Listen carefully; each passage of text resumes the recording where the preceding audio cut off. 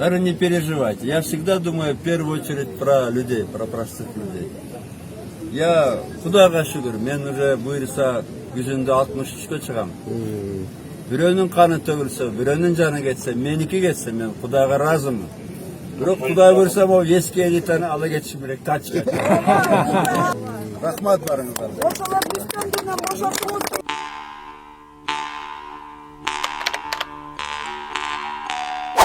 Мурдагы президент Алмазбек Атамбаевдин Кой Таш айылындагы үйүнө бүгүн 30-июнда президент Сооронбай Жээнбековдун кеңешчиси Айбек Азыранкулов барды.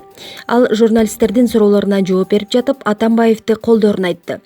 Баары мыйзам чегинде болушу керек. Элдин наразычылыгын көрүп жатам. Мен 2006 жылдан бери КСДП партиясынын мүчөсүмүн. Биз бир команда элек, деди Азыранкулов.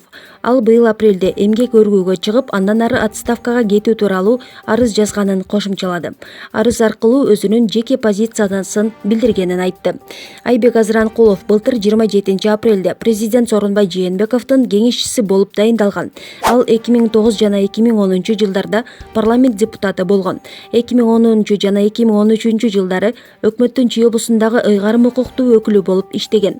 Андан кийин эмгек, миграция жана жаштар министрлигинде жетектеген. Жогорку кеңеш 27 июнда Атамбаевдин экс-президент деген макамды алып, кол тийбестиктен ажыраткан. Маалымат булагы ЖБ медиа сайты. Бүгүн 30 июнда Сусамыр өрөөнүндөгү Каракол жайлоосунда белгиленип жаткан Каба уулу Кожомкулдун 130 жылдык мааракесинин алкагында таш көтөрүү боюнча мелдеш өттү.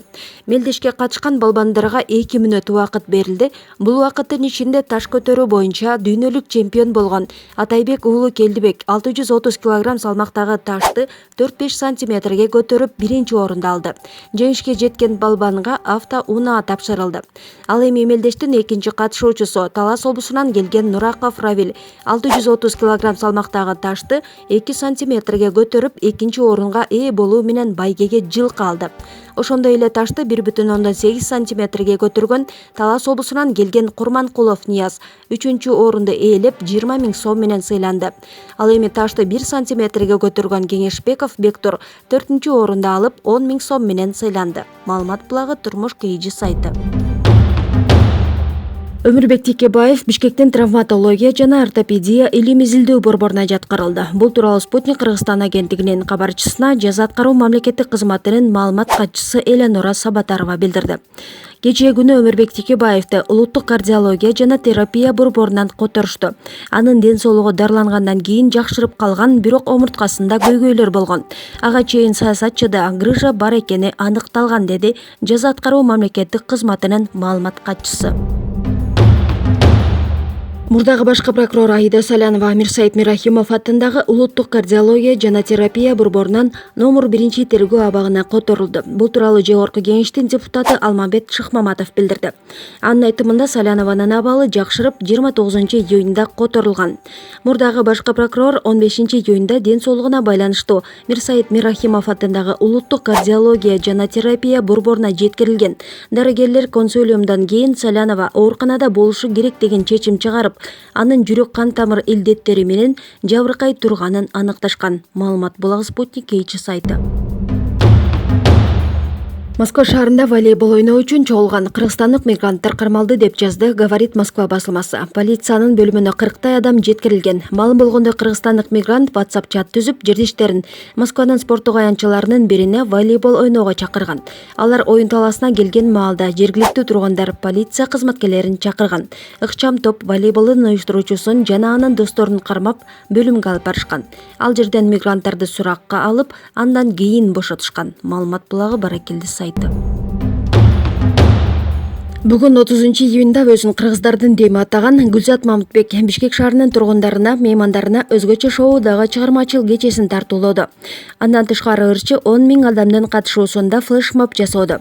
Концерттин башында Гүлзат Мамытбектин англис тилин үйрөтүүчү китептери, ата мекендик өндүрүштөгү шириндиктер ойнотулду. Мындан тышкары борбордогу тамактануучу жайлардын бирине барууга жана 3 000 сомдук сертификаттар көрөрмандарга тартууланып жатты. Кийин кезек флешмобко жетти. Атайын чакырылган чакырылган хореограф көрөрмандарга бий үйрөттү. Андан кийин көрүүчүлөрдү кызыктыруучу суроо жооп оюну болду. Концерт ырчынын кыргызым менен ыры менен башталды.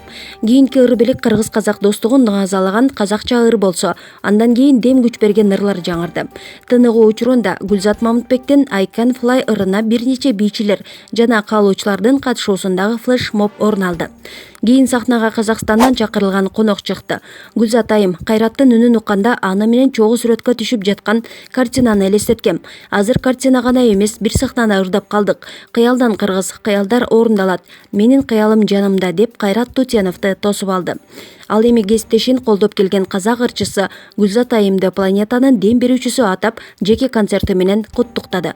Ал репертуарындагы ырларын аткарып жатканда Гүлзат Мамытбек сахнага чыгып, Майкл Джексондун ырларын аткарып берүүнү суранды.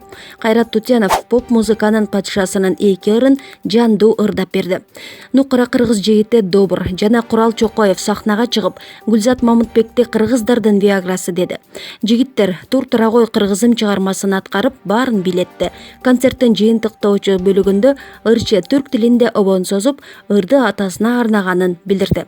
Андан кийин кыз бурак аталышындагы чыгарманы англис жана кыргыз тилинде аткарды.